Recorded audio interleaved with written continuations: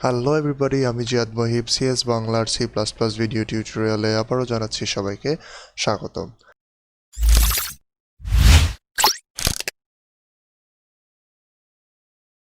আজকে আমরা যে বিষয়ে আলোচনা করব সেটা হচ্ছে 2D অ্যারে। 2D অ্যারে মূলত হচ্ছে এই অ্যারের যে 2D ভার্সন অর্থাৎ 2 ডাইমেনশনাল ভার্সন, সেটাই হচ্ছে 2D অ্যারে। আচ্ছা, অ্যারে আমরা ইতিপূর্বে শিখেছি। অ্যারেকেই যদি আপনারা 2 ডাইমেনশনাল আকারে প্রকাশ করতে চান, অর্থাৎ একটা টেবিল আকারে প্রকাশ করতে চান, সো সেক্ষেত্রে আমাদেরকে 2D অ্যারে ইউজ করতে হবে। 2D অ্যারে বিষয়টা হচ্ছে যে এরকম অনেকটা, যেহেতু আমি টেবিলের নাম অলরেডি বলে ফেলেছি, অর্থাৎ একটা টেবিল যদি আমরা তৈরি করতে চাই, সো সেক্ষেত্রে 2D অ্যারে ব্যবহার করতে হবে। টেবিলের নাম যেহেতু বলেছি, তার মানে এখানে অবশ্যই কলাম এবং রো থাকবে। সো আমার এই টেবিলে যদি আমি একটু দেখি, তাহলে আমি এখানে 1 2 3 4 চারটি কলাম ইউজ করেছি এবং রো হিসাবে 1 2 3 তিনটি রো ইউজ করেছি। আচ্ছা, এই 2D অ্যারে ডিক্লারেশনের নিয়ম আমি একটু দেখাই। এই 2D অ্যারে ডিক্লারেশন করতে হবে অনেকটা এরকম। প্রথমে আমাদের ডেটা টাইপ দিতে হবে। আচ্ছা, আমি এখানে একটু বানান ভুল লিখেছি। প্রথমে আমাদের ডেটা টাইপ লিখতে হবে। এরপরে হচ্ছে যে অ্যারে নেম দিতে হবে, অ্যারে নেমটা দিতে হবে, এবং হচ্ছে যে 3 আর 4 দিয়ে আমি কি বোঝাচ্ছি, যদি আমি একটু এক্সাম্পল স্বরূপ আমার এই টেবিলটাই দেখাই, তাহলে 3 এলিমেন্টটা আছে হচ্ছে আমার এখানে 3টি রো, অর্থাৎ প্রথমে রো, তারপর হচ্ছে 4 দিয়ে বোঝাচ্ছি কলামগুলা, অর্থাৎ প্রথমে রো সাইজ তারপরে কলাম সাইজ। অর্থাৎ এক্ষেত্রে যদি হচ্ছে যে এটা এবং এটা যদি আমি বলি, তাহলে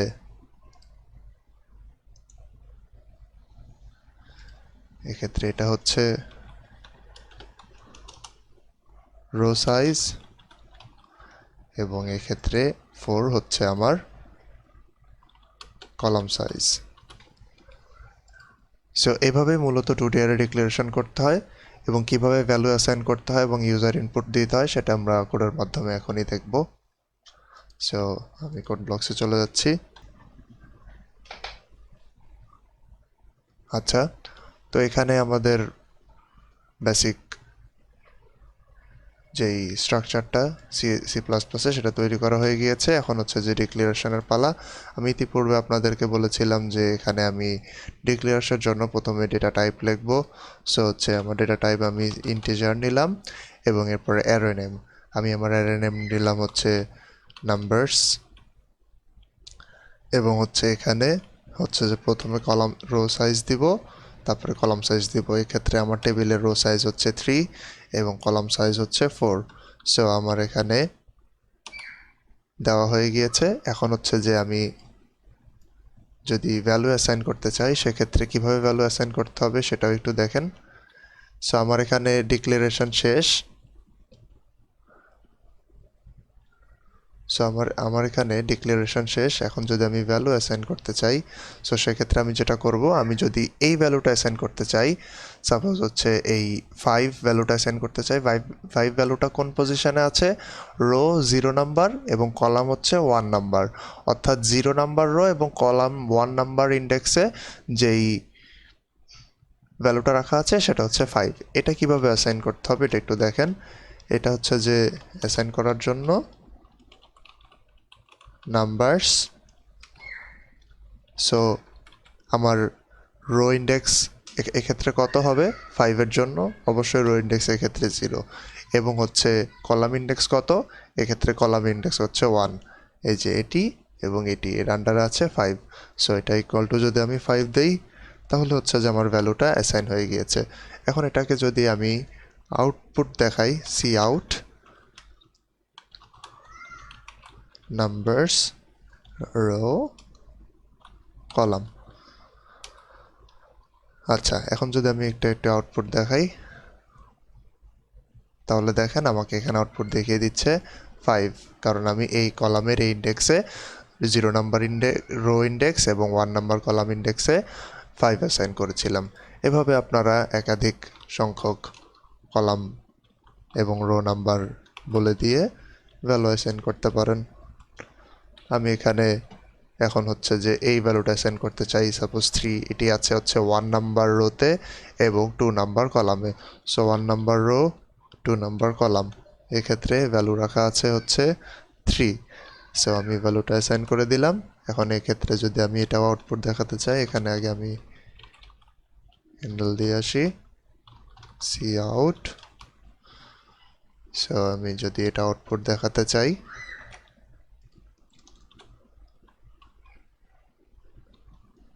তাহলে দেখেন কি হবে। এই দেখেন প্রথমে 5, তারপর আমি 3 অ্যাসাইন করেছিলাম এই ইন্ডেক্সে। সো তারপর হচ্ছে যে 3 দেখাচ্ছে। সো এভাবে করে আপনারা ভ্যালু অ্যাসাইন করতে পারেন। ভ্যালু অ্যাসাইন করার আরেকটা প্রসেস আমি এখন আপনাদের দেখাবো, সেটা হচ্ছে যে এরকম।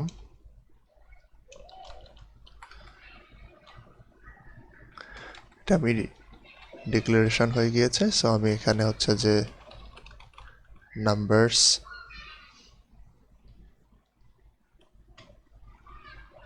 3, 4 এভাবে দিয়ে ইকুয়াল টু দিয়ে যদি আমি এভাবে করি, দুটি সেকেন্ড ব্র্যাকেট বানাতে হবে আমাদের।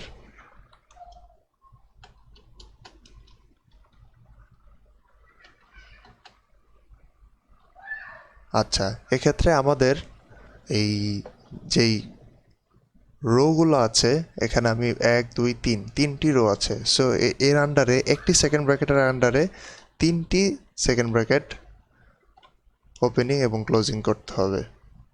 একটু ভালোভাবে দেখাই।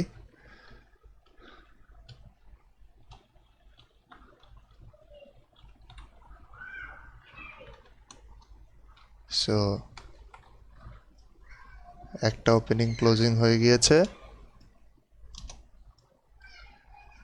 এরকম করে 3টি করতে হবে।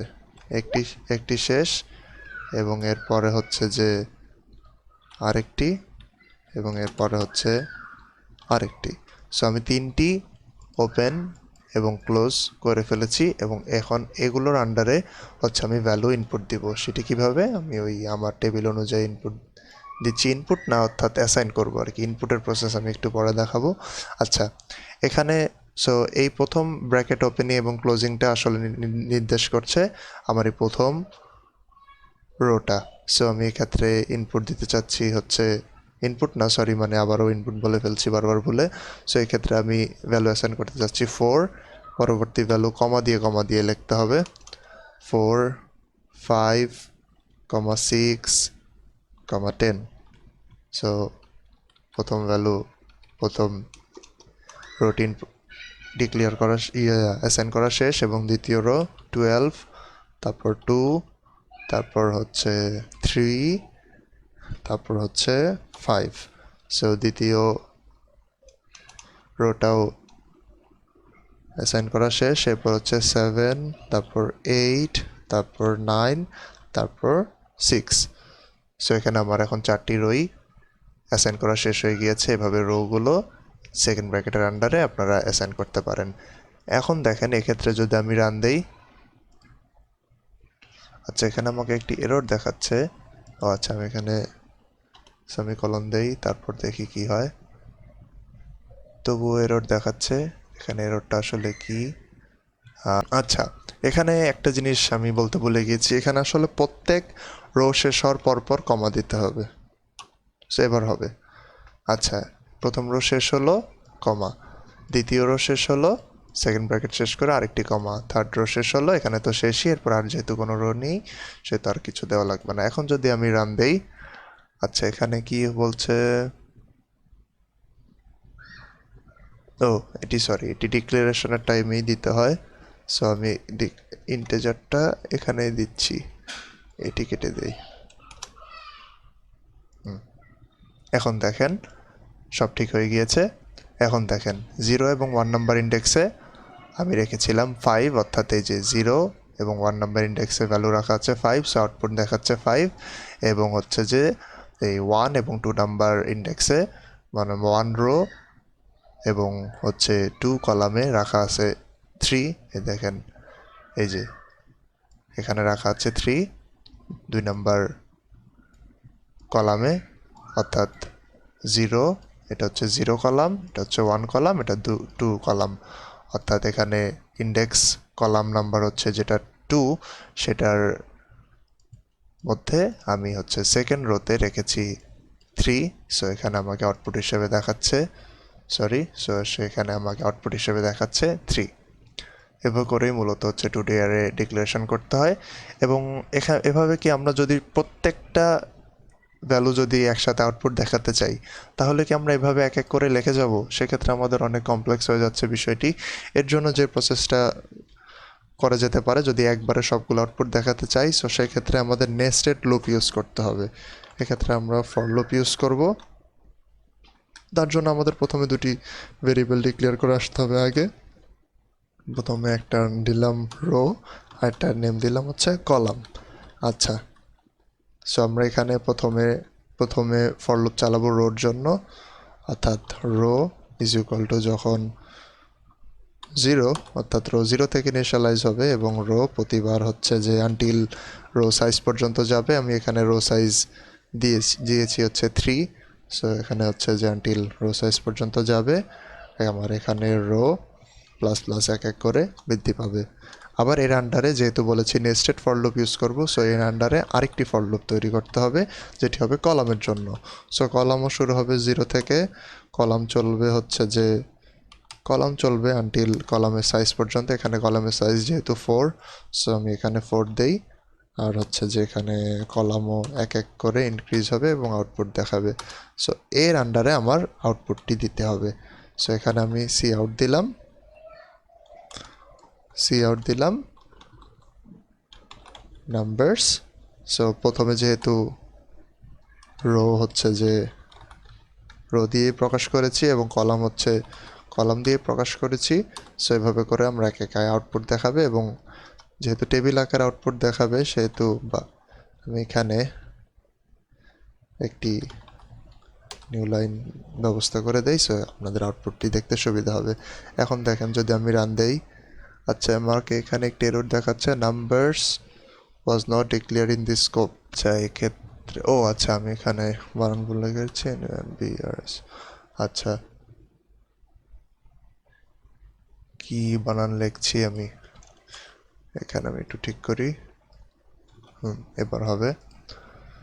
সো এই দেখেন আমার এখানে 4, 5, 6, 10 প্রথম যেই রোটা। সো এখানে দেখেন 4, 5, 6, 10 প্রথম রোটি দেখালো, তারপরে দ্বিতীয় রোটি, তারপরে থার্ড রোটি, যেখানে একসাথে দেখিয়ে দিয়েছে কারণ আমি এখানে কোনো লাইনে গ্যাপ দেইনি। সো এখানে আপনারা যেটা করতে পারেন, এখানে জাস্ট এভাবে হচ্ছে গ্যাপের ব্যবস্থা করে দেন। সো এখানে এভাবে দিলে যদি আমি রান দেই, তাহলে দেখেন আরও সুন্দরভাবে আউটপুট দেখাচ্ছে। সো এখানে 4, তারপর 5, তারপর 6, তারপর 10 এভাবে করে হচ্ছে যে প্রত্যেকটা ভ্যালু দেখা যাচ্ছে। আচ্ছা এই তো গেল ডিক্লারেশন এবং আউটপুটের বিষয় এবং ভ্যালু অ্যাসাইনও গেল। এখন যদি ইউজার ইনপুট নিতে চাই, সো সেক্ষেত্রে যেটা করতে হবে আর কিছুই নয়, যেভাবে আমি ইনপুট নিয়েছি ঠিক একইভাবে, যেভাবে আমি আউটপুট দিয়েছি ঠিক একইভাবে আপনারা ইনপুট দিতে পারেন। সো আমি প্রথমে একটুকু কমেন্ট আউট করে দিচ্ছি এবং হচ্ছে যে এই আউটপুটের যে নেস্টেড ফর লুপ বানিয়েছি সেটি আমি ইনপুট হিসাবে নিব। যেহেতু একই প্রসেসে, সেহেতু আমি এটা এখানে কপি করে পেস্ট করলাম। সো এখানে আমার হচ্ছে সি আউটের জায়গায় হবে সি ইন।